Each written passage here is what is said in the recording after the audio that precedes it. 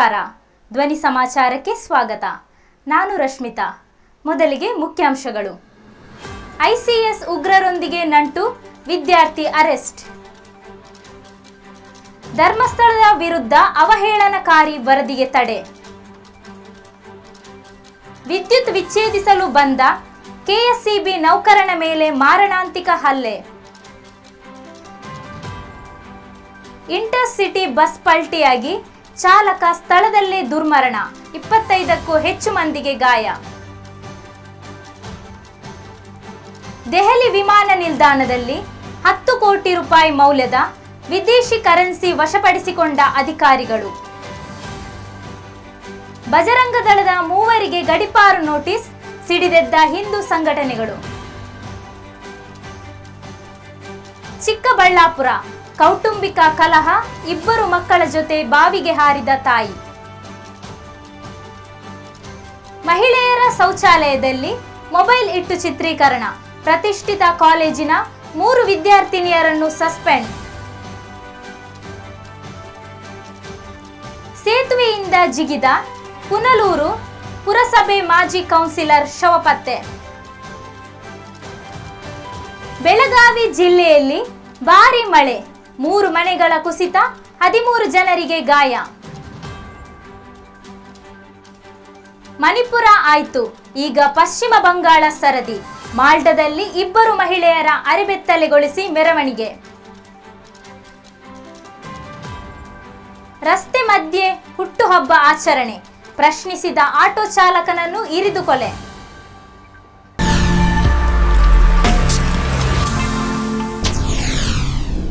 ನವದೆಹಲಿ ನಿಷೇಧಿತ ಭಯೋತ್ಪಾದಕ ಸಂಘಟನೆಯೊಂದಿಗೆ ಸಂಪರ್ಕ ಹೊಂದಿದ್ದ ಆರೋಪದ ಮೇಲೆ ಉತ್ತರ ಪ್ರದೇಶದ ಅಲಿಗಢ ಮುಸ್ಲಿಂ ವಿಶ್ವವಿದ್ಯಾಲಯದ ವಿದ್ಯಾರ್ಥಿಯನ್ನು ರಾಷ್ಟ್ರೀಯ ತನಿಖಾ ಸಂಸ್ಥೆ ಬಂಧಿಸಿದೆ. ಬಂಧಿತನನ್ನು ಫೈಜಾನ್ ಅನ್ಸಾರಿ ಅಲಿಯಾಸ್ ಫೈಜಾ ಎಂದು ಗುರುತಿಸಲಾಗಿದೆ. ಈತನ ಮನೆಯನ್ನು ಶೋಧಿಸಿ ಸರಿಯಾದ ಪುರಾವೆಗಳು ಸಿಕ್ಕಿದ ನಂತರ ಬಂಧಿಸಲಾಗಿದೆ. ಫೈಜಾ ವಿರುದ್ಧ ಕಾನೂನು ಬಾಹಿರ ಚಟುವಟಿಕೆಗಳ ಕಾಯ್ದೆಯ ಸೆಕ್ಷನ್ ಅಡಿಯಲ್ಲಿ ಪ್ರಕರಣ ದಾಖಲಾಗಿದೆ ಎಂದು ಅಧಿಕಾರಿಗಳು ತಿಳಿಸಿದ್ದಾರೆ. 2 ದಿನಗಳಿಂದ ಫೈಜಾ ಮನೆ ಮತ್ತು ಉತ್ತರ ಪ್ರದೇಶದ ಅಲಿಗಢದಲ್ಲಿ ಬಾಡಿಗೆ ಕೊಠಡಿಯಲ್ಲಿ ಶೋಧ ನಡೆಸಲಾಗಿತ್ತು. ಈ ವೇಳೆ ಹಲವಾರು ಇಲೆಕ್ಟ್ರಾನಿಕ್ ಉಪಕರಣಗಳು, ಅನುಮಾನಾಸ್ಪದ ವಸ್ತುಗಳು ಮತ್ತು ದಾಖಲೆಗಳನ್ನು ವಶಪಡಿಸಿಕೊಳ್ಳಲಾಗಿದೆ. ಭಾರತದಲ್ಲಿ ಐಸಿಎಸ್ ಚಟುವಟಿಕೆಗಳನ್ನು ಬೆಂಬಲಿಸಲು ಆರೋಪಿ ಸಾಮಾಜಿಕ ಜಾಲತಾಣಗಳಲ್ಲಿ ಗ್ರೂಪ್ ರಚಿಸಿ ಮಾಹಿತಿ ಹಂಚುತ್ತಿದ್ದ. ಅಲ್ಲದೆ ದೇಶದಲ್ಲಿ ವಿಧ್ವಂಸಕ ಕೃತ್ಯಗಳನ್ನು ನಡೆಸಲು ಯೋಜಿಸಿದ್ದ. ತನಿಖೆ ವೇಳೆ ಆತನ ಜೊತೆ ಹಲವು ಸಹಚರರು ಐಸಿಎಸ್ ಜೊತೆ ಕೈಜೋಡಿಸಿರುವುದು ಬೆಳಕಿಗೆ ಬಂದಿದೆ.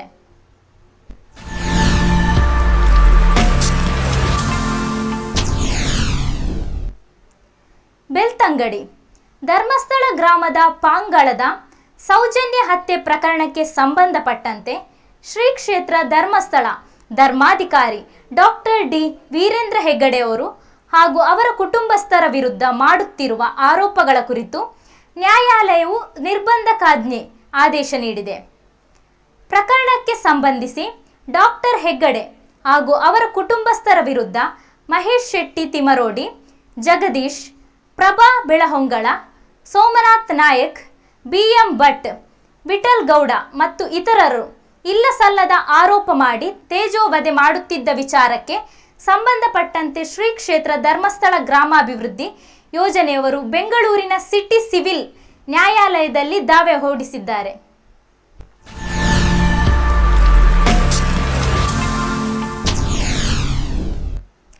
ವಿದ್ಯುತ್ ಸಂಪರ್ಕ ಕಡಿತಗೊಳಿಸಲು ಬಂದಿದ್ದ ಕೆಎಸ್ಸಿಬಿ ನೌಕರನ ಮೇಲೆ ಹಲ್ಲೆ ಮಾಡಿದ ಘಟನೆ ಕಾಸರಗೋಡಿನ ಪುತ್ತೂರಿನಲ್ಲಿ ನಡೆದಿದೆ. ಕರೆಂಟು ಬಿಲ್ಲು ಪಾವತಿಸದಿದ್ದ ಕಾರಣದಿಂದ ವಿದ್ಯುತ್ ಸಂಪರ್ಕ ಕಡಿತಗೊಳಿಸಲು ಬಂದಿದ್ದ ಕೆಎಸ್ಸಿಬಿ ನೌಕರನ ಮೇಲೆ ಕುಂಪಳ ವಿಭಾಗದ ಕೂಲಿ ಕಾರ್ಮಿಕ ಪಿ ಮೊಹಮ್ಮದ್ ಶರೀಫ್ ಥಳಿಸಿದ್ದಾರೆ.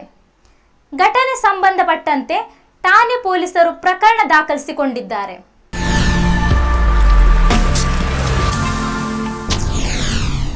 ಬೆಂಗಳೂರಿನಲ್ಲಿ ಗೋವಾಕ್ಕೆ ತೆರಳುತ್ತಿದ್ದ ಖಾಸಗಿ ಬಸ್ ಉತ್ತರ ಕನ್ನಡ ಜಿಲ್ಲೆಯ ಯಲ್ಲಾಪುರ ಹೊರವಲಯದ ರಾಷ್ಟ್ರೀಯ ಹೆದ್ದಾರಿ 63ರಲ್ಲಿ ಅಪಘಾತಕ್ಕೀಡಾಗಿದೆ.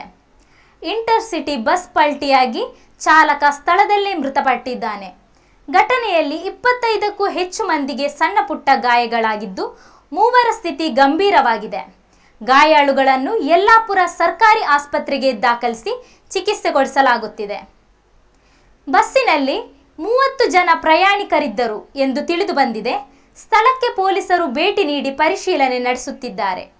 ರಾಷ್ಟ್ರೀಯ ಹೆದ್ದಾರಿ 63ರಲ್ಲಿ ನಡೆದ ಭೀಕರ ಅಪಘಾತಕ್ಕೆ ಮಳೆ, ಕೆಸರು ತುಂಬಿದ ರಸ್ತೆ ಹಾಗೂ ವಿದ್ಯುತ್ ತಂತಿಗಳ ಕಾರಣ ಎಂದು ತಿಳಿದು ಬಂದಿದೆ.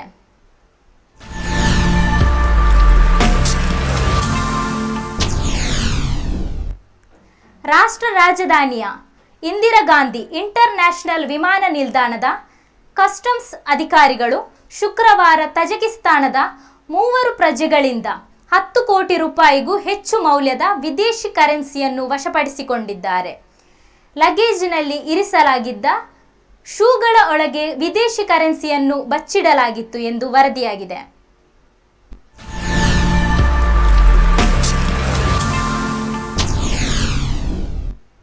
ಮಂಗಳೂರಲ್ಲಿ ನೈತಿಕ ಪೊಲೀಸ್ಗಿರಿ ನಡೆಸಿದ್ದ ಬಜರಂಗ ದಳದ 3 ಕಾರ್ಯಕರ್ತರನ್ನು ಗಡೀಪಾರು ಮಾಡಲು ಸರ್ಕಾರ ಸಿದ್ಧತೆ ನಡೆಸಿದೆ.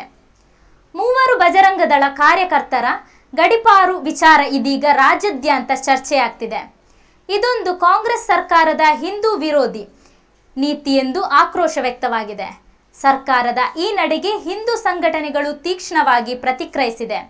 ಇತ್ತೀಚೆಗೆ ಸುಲ್ತಾನ್ ಜ್ಯುವೆಲ್ಲರಿಯ ಕಾರ್ಯಕ್ರಮ ಹಾಗೂ ಮರೋಳಿ ಹೋಲಿ ಆಚರಣೆ ವೇಳೆ ಬಜರಂಗ ದಳದ ಬಾಲಚಂದ್ರ ಅತ್ತಾವರ, ಗಣೇಶ್ ಅತ್ತಾವರ, ಜಯಪ್ರಕಾಶ್ ಶಕ್ತಿನಗರ ಎನ್ನುವವರು ನೈತಿಕ ಪೊಲೀಸ್ಗಿರಿ ಪ್ರದರ್ಶಿಸಿದ್ರು.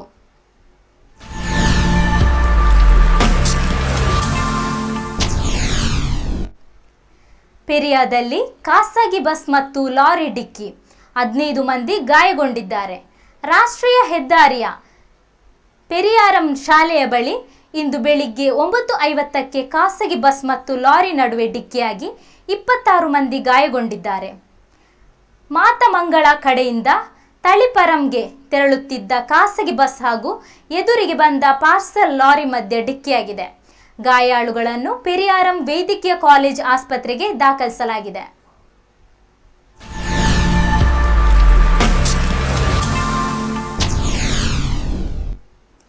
ಕೌಟುಂಬಿಕ ಕಲಹ ಹಿನ್ನೆಲೆ ಮಹಿಳೆಯೊಬ್ಬಳು 2 ಮಕ್ಕಳ ಜೊತೆ ಬಾವಿಗೆ ಹಾರಿದ ಘಟನೆ ಚಿಕ್ಕಬಳ್ಳಾಪುರ ತಾಲೂಕಿನ ಜಡೇನಹಳ್ಳಿಯಲ್ಲಿ ನಡೆದಿದೆ. ತಾಯಿ ನಾಗಮ್ಮ, ಮಗಳು ಶ್ರೀನಿಧಿ ಸಾವನ್ನಪ್ಪಿದ್ದು, 10 ವರ್ಷದ ಬಾಲಕಿ ಗಂಗೋತ್ರಿ ನೀರಿನಲ್ಲಿ ಈಜಾಡಿ ಮೇಲೆ ಬಂದು ಪ್ರಾಣಾಪಾಯದಿಂದ ಪಾರಾಗಿದ್ದಾಳೆ. ಇನ್ನು ಬಾವಿಯಿಂದ ಮೇಲೆ ಬಂದ ಕೂಡಲೇ ಗಂಗೋತ್ರಿ ಗ್ರಾಮದಲ್ಲಿ ವಿಚಾರ ತಿಳಿಸಿದ್ದಾಳೆ.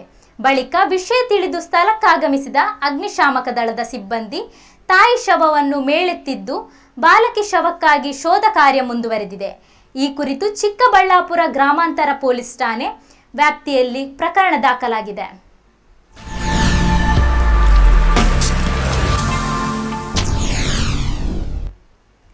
ಖಾಸಗಿ ಕಾಲೇಜಿನ ಮಹಿಳೆಯರ ಶೌಚಾಲಯದಲ್ಲಿ ಮೊಬೈಲ್ ಚಿತ್ರೀಕರಣ ಮಾಡಿದ ಆರೋಪದ ಮೇಲೆ 3 ವಿದ್ಯಾರ್ಥಿನಿಯರನ್ನು ಕಾಲೇಜ್ ಆಡಳಿತ ಮಂಡಳಿ ಅಮಾನತು ಮಾಡಿರುವ ಘಟನೆ ಉಡುಪಿಯಲ್ಲಿ ನಡೆದಿದೆ.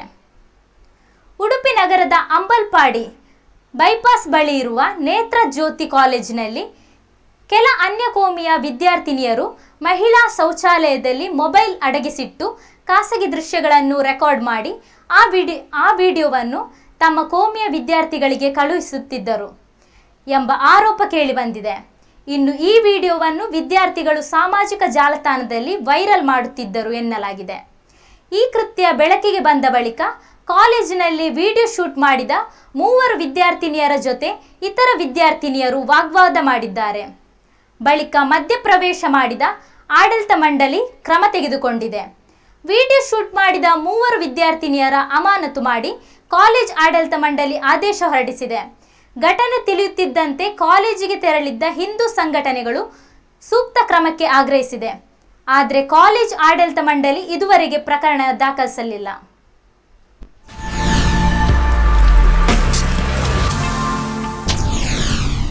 ಸೇತುವೆಯಿಂದ ಜಿಗಿದ ಪುನಲೂರು ಪುರಸಭೆ ಮಾಜಿ ಕೌನ್ಸಿಲರ ಶವ ಪತ್ತೆ. ಕಲ್ಲಡೆಯಾಟದಲ್ಲಿ ಮಾಜಿ ನಗರಸಭೆ ಸದಸ್ಯೆ ಸಿಂಧು ಉದಯನ್ ಮೃತರಾಗಿದ್ದು, ನಿನ್ನೆ ಸಂಜೆ ಕಲ್ಲದಯದ ಶಾಸ್ತ ಮಾಕೋಣಂ ವಳ್ಳಕಡವು ಎಂಬಲ್ಲಿ ಮೃತದೇಹ ಪತ್ತೆಯಾಗಿದೆ. ಗುರುವಾರ ರಾತ್ರಿ ಯುವತಿ ತೂಗು ಸೇತುವೆಗೆ ಸಮಾನಾಂತರವಾಗಿರುವ ದೊಡ್ಡ ಸೇತುವೆಯಿಂದ ಸಿಂಧು ಜಿಗಿದು ಆತ್ಮಹತ್ಯೆ ಮಾಡಿದ್ದರು.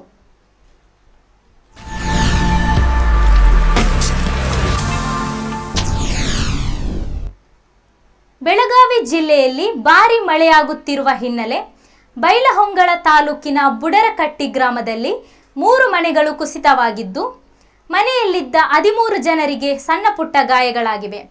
ಓರ್ವ ವೃದ್ಧೆಗೆ ತೀವ್ರ ಗಾಯವಾದ ಹಿನ್ನೆಲೆ ಹುಬ್ಬಳ್ಳಿ ಕಿಮ್ಸ್ ಆಸ್ಪತ್ರೆಗೆ ದಾಖಲಿಸಲಾಗಿದೆ. ಅದೃಷ್ಟವಶಾತ್ ಕುಟುಂಬಸ್ಥರು ಪ್ರಾಣಾಪಾಯದಿಂದ ಪಾರಾಗಿದ್ದಾರೆ.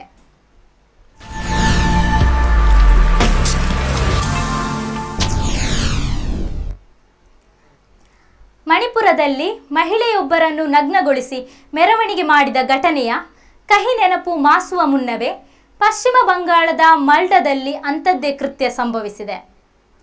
2 ಮಹಿಳೆಯರನ್ನು ಥಳಿಸಿ ಅರೆಬೆತ್ತಳೆಯಾಗಿ ಮೆರವಣಿಗೆ ಮಾಡಿದ್ದನ್ನು ಪ್ರದರ್ಶಿಸುವ ವಿಡಿಯೋವೊಂದು ಸಾಮಾಜಿಕ ಮಾಧ್ಯಮ ವೇದಿಕೆಗಳಲ್ಲಿ ಹಂಚಿಕೆಯಾಗಿದೆ. ಪ್ರಾಥಮಿಕ ವರದಿಗಳ ಪ್ರಕಾರ ಈ ಘಟನೆ 3-4 ದಿನಗಳ ಹಿಂದೆ ನಡೆದಿದೆ.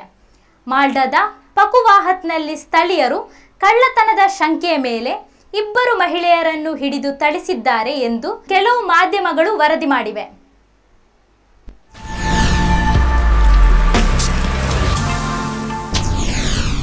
ಹುಟ್ಟುಹಬ್ಬ ಆಚರಣೆಯ ಹೆಸರಿನಲ್ಲಿ 8 ಜನರ ಗುಂಪು ರಸ್ತೆ ಮಧ್ಯದಲ್ಲಿ ವಾಹನಗಳನ್ನು ನಿಲ್ಲಿಸಿ ಕೇಕ್ ಕತ್ತರಿಸಿ ಆಚರಿಸಿಕೊಳ್ಳುತ್ತಿದ್ದದ್ದನ್ನು ಪ್ರಶ್ನಿಸಿದ್ದಕ್ಕೆ ಆಟೋ ಚಾಲಕ ಕಾಮೇಶ್ ಎಂಬಾತನನ್ನು ಚಾಕುವಿನಿಂದ ಇರಿದು ಕೊಲೆ ಮಾಡಿದ ಘಟನೆ ತಮಿಳುನಾಡಿನ ಅಂಬತ್ತೂರಿನಲ್ಲಿ ನಡೆದಿದೆ.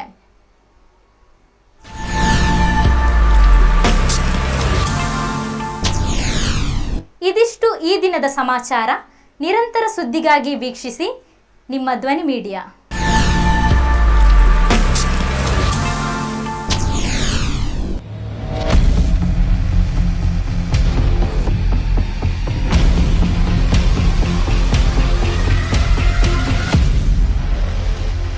ಧ್ವನಿ ಮೀಡಿಯಾ, ನಿಮ್ಮ ಧ್ವನಿಗೆ ನಮ್ಮ ಧ್ವನಿ.